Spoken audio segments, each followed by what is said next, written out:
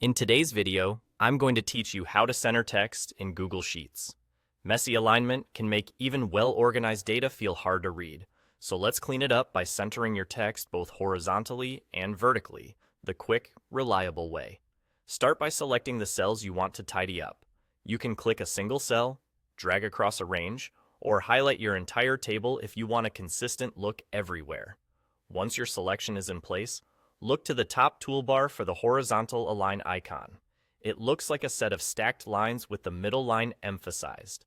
Click that icon and choose the center option. Instantly, your text snaps to the middle from left to right, giving your columns a balanced, professional look. Now, here's a common situation. If your rows are a bit tall, you might notice the text sitting at the bottom of the cells, even after centering horizontally. That's where vertical alignment comes in. Right next to the horizontal align button, you'll see the vertical align icon, often shown as stacked lines arranged T, middle, and bottom.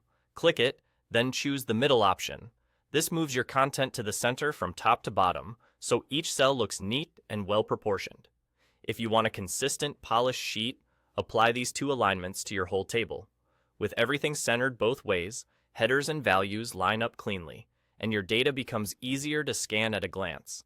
This is especially helpful for forms, rosters, dashboards, and any layout where you want labels and entries to feel balanced.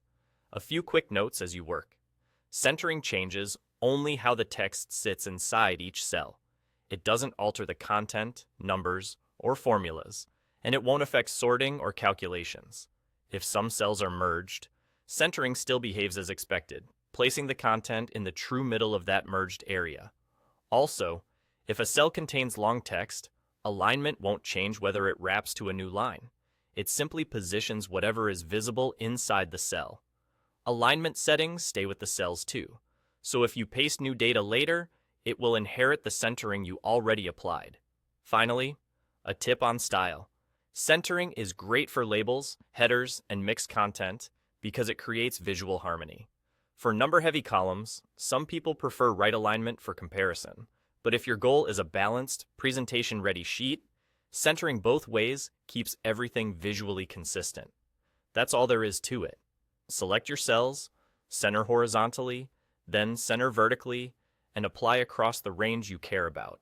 It's a small adjustment that has a big impact on readability and presentation.